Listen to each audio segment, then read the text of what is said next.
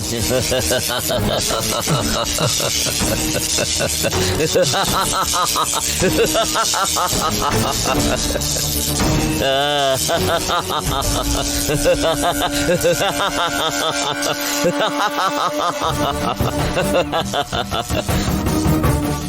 ನನ್ನ ಮೈ ಮೇಲೆ ಮಣಿಮಾಣಿಕ್ಯ ಮುದ್ರೆ ಇರೋವರೆಗೂ ನಿನ್ನ ಪಾದ ಮುದ್ರೆ ಕೆಲಸ ಮಾಡಲ್ಲ ಕಣ. ಇವಾಗ ಬಾರೋ ವಿಶಾಲ್. ನೈನಿ, ಮುಂದೆ ಹೋಗ್ಬೇಡ.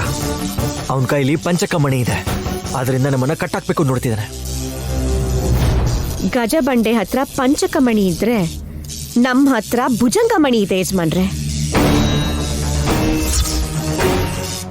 ಈಗ ಇವ್ ನಾಟ ಯಾವುದು ನಡೆಯಲ್ಲ.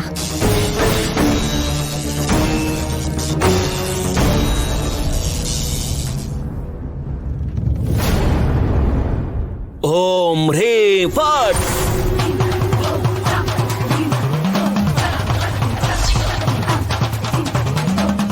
ಓಂ ಹ್ರೀ ಫಟ್. ಓಂ ಹ್ರೀ ಫಟ್.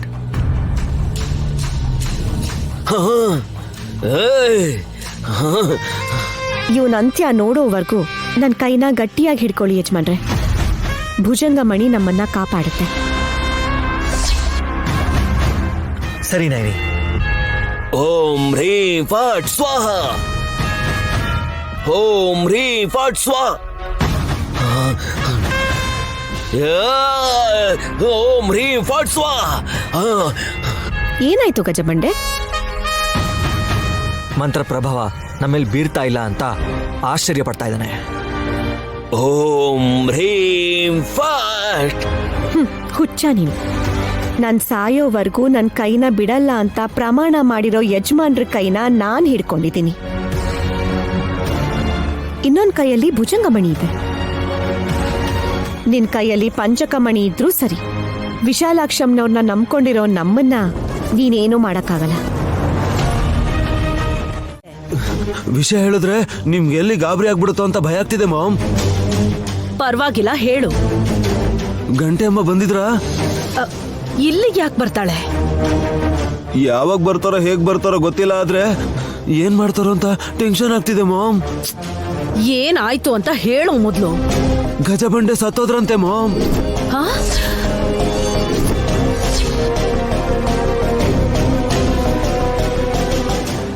ಏನ್ ಮಾತಾಡ್ತಿದ್ಯಾವಲ್ಲಭ? ಹೌದು ಮಾಮ್. ಅಯ್ಯ, ಆಸೆನ ದುಃಖಕ್ಕೆ ಮೂಲ ಅಂತ ಗೊತ್ತಿದ್ರು ಕೂಡ ಅತಿ ಆಸೆ ಪಟ್ಟು ಆಯುಷನ್ನ ಕಳ್ಕೊತೀವಿ ಅನ್ಸುತ್ತೆ. ಹೇಗ್ ಸತ್ ಹೋದ್ನಂತೆ? ಗೊತ್ತಿಲ್ಲ ಮಾಮ್. ನೋಡ್ದವ್ರೆಲ್ರು ಹುಲಿ ಬೇಟೆ ಆಡಿದೆ ಅಂತ ಹೇಳ್ತಾ ಇದ್ರು. ಹುಲಿನ? ಹುಲಿ ಹೇಗ್ ಬರುತ್ತೆ? ಹುಲಿ ತರ ನೈನಿನೇ ಹೋಗಿದ್ದಾಳೆ ಅಂದ್ರೆ ಗಜಬಂಡಾಗೆ ಸಾವು ಎದುರಾದಾಗೆ ಅಲ್ವಾ ಮಾಮ್? ಪಂಚಕಮಣಿಗೋಸ್ಕರ ಗಜಬಂಡೆನ ಹತ್ಯೆ ಮಾಡಿದ್ದಾರೆ ಅಂತ ಅಂತೀಯಾ? ಮರ್ಡರ್ ಮಾಡಿ ಮಣಿನ ತಗೊಂಡ್ ಬರೋಂತ ಕ್ಯಾಟಗರಿ ಅಲ್ಲ, ಆದ್ರೆ ಹೋಗೋದಂತೂ ಹೋಗಿದ್ದಾಳಲ್ಲ ಮಾಮ್. ಭುಜಂಗಮಣಿನ ತಗೊಂಡು ಮನೆಯಿಂದ ಅವ್ರು ಆಚೆ ಹೋದ್ರು. ಪಂಚಕಮಣಿನ ಗಜಬಂಡೆ ಕೈಯಿಂದ ತಗೊಂಡು ಹೋಗ್ತಿದ್ದಾರೆ ಅಂದ್ರೆ ಅದಷ್ಟು ಸುಲಭವಾದ ವಿಚಾರ ಅಲ್ಲ ಅಂತ ನಾವೇ ಅವ್ರನ್ನ ಕುಗ್ಸಕ್ ನೋಡಿದ್ವಿ. ಆದ್ರೆ ಗಜಬಂಡೆ ರಕ್ತದ ಮಡುವಲ್ಲಿ ಬಿದ್ದಿದ್ದಾನೆ ಅಂದ್ರೆ ಇದ್ ಹೇಗಾಯ್ತು ಅಂತ ಅರ್ಥನೇ ಆಗ್ತಿಲ್ಲವಲ್ಲಪ್ಪ. ದೇವಿ ಶರಣ್ ನವರಾತ್ರಿ ನಡೀತಾ ಇದೆಯಲ್ಲ ಮಾಮ್. ನೈನಿ ಕೂಡ ತನ್ನ ಭಕ್ತಿನ ಪಾಲಿಸ್ತಾ ಅಲ್ಲಿಗೆ ಹೋಗಿದ್ದಾಳೆ ಅನ್ಸುತ್ತೆ. ಅರ್ಜೆಂಟ್ ಆಗಿ ಗಂಟೆ ಅಮ್ಮನ್ನ ಭೇಟಿ ಮಾಡಿ ಪೊಲೀಸ್ ಅವ್ರನ್ನ ಕಳಿಸಿ ನಯನಿಯನ್ನೇ ಅರೆಸ್ಟ್ ಮಾಡಿಸಿದ್ರೆ ಲಾಭ ಇಲ್ಲ ಮಾಮ್. ಯಾಕೆ? ಗಂಟೆ ಅಮ್ಮ ರಕ್ತ ಕಕ್ಕೋತಾ ಇದಾರಂತೆ. ಏನು ನೀನ್ ಹೇಳ್ತಿರೋದು? ಒಂದೊಂದ್ಸಲ ಒಂದೊಂದ್ ಭಯಂಕರವಾದ ವಿಷಯ ಹೇಳ್ತಿದ್ಯಾ. ಅಕೌಂಟೆಂಟ್ ಕೆಲಸ ಮಾಡ್ಕೊಂಡು ಆರಾಮಾಗಿ ಇರೋದನ್ ಬಿಟ್ಟು ಈ ಗಜಬಂಡೆ ತಾಂತ್ರಿಕ ಮಂತ್ರ ವಿದ್ಯೆ ಅಂತೆಲ್ಲ ಅನ್ಕೊಂಡು ಹೆಂಡತಿ ಮಕ್ಕಳನ್ನೆಲ್ಲ ಅಡ್ಡಾರೆ ಇಡ್ಸಿ ಸರ್ವನಾಶ ಆಗೋದ್ರವ್ರು. ನನ್ ವಿಷಯದಲ್ಲೂ ಹೀಗೆ ನಡೆಯುತ್ತೇನೋ ಅಂತ ಭಯ ಆಗ್ತಾ ಇದೆ ಮಾಮ್. ಅಂದ್ರೆ ಏನು? ಅಯ್ಯ, ನಿಮ್ ನಂಬ್ಕೊಂಡು ನಿಮ್ ಜೊತೆನೆ ಬರ್ತಾ ಇದೀನಲ್ವಾ. ನೀವು ಖತಮ್ ಆಗೋದ್ರೆ ನನ್ ಕತೆನೂ ಮುಗ್ದಾಗೆ ಅಲ್ವಾ. 2 ಮಣಿಗಳನ್ನ ಕೊಟ್ಟು ನೈನಿ ವಿಶಾಲ್ ವಾಪಸ್ ಬರ್ಲಿ, ಆಗ ಹೇಳ್ತೀನಿ ಏನ್ ಮಾಡ್ಬೇಕು ಅಂತ.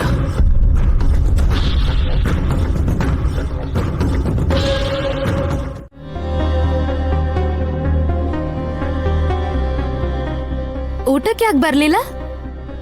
ನೀನ್ ತಿಂದೆ ಅಲ್ವಾ? ದಿನಾ ತಿನ್ನೋದ್ಕಿಂತ ಇವತ್ತು 2 ತುತ್ತು ಎಕ್ಸ್ಟ್ರಾ ತಿಂದೇರಿ. ಯಾಕೆ ಅಂತ ಕೇಳಲ್ವಾ? ಪರವಾಗಿಲ್ಲ, ಹೇಳು. ನಮ್ಮ ಅಕ್ಕ ಮತ್ತೆ ಬಾವ ಇಬ್ರು ಎಲ್ಲೋ ಪಿಕ್ನಿಕ್ ಹೋದಾಗೆ ಮಾನಸ ದೇವಿ ಗುಡಿಗೆ ಹೋಗಿದಾರಲ್ರಿ. ಇಲ್ಲಿವರೆಗೂ ಅವ್ರ ಸುದ್ದಿನೇ ತಿಳಿದಿಲ್ಲ.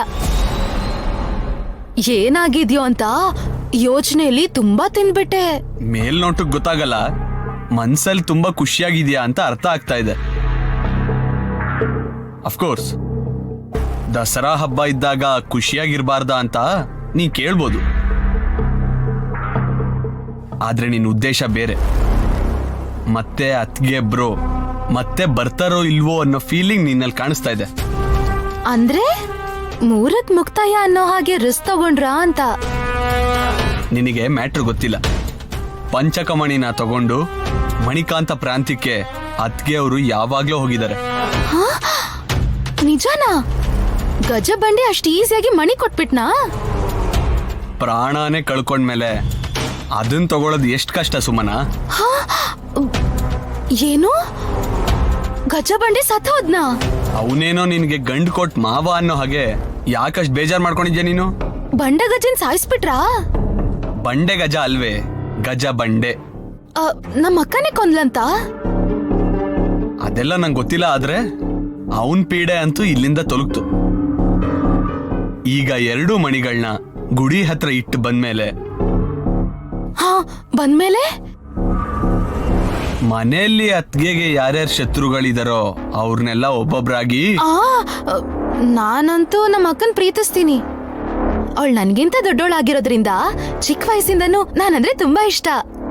ಪಾಪ ಎಷ್ಟೊತ್ತಾಯ್ತು ಹೋಗಿ. ಹಸ್ಕೊಂಡಿದಾರೋ, ಊಟ ಮಾಡಿದ್ರು. ನಾನ್ ಹೋಗಿ ಅವ್ರಿಗೆ ಅಡ್ಗೆ ಮಾಡ್ಲಾ? ನೀನ್ ತಿಂದೆ ಅಲ್ವಾ? ಅಬ್ಬಾ ನನಗಲ್ಲ ರೀ, ವಿಶಾಲ್ ಬಾವಂಗೆ, ನೈನಿ ಅಕ್ಕಂಗೆ ಬಂದ ತಕ್ಷಣ ಬಡಿಸ್ಬೇಕಲ್ಲ.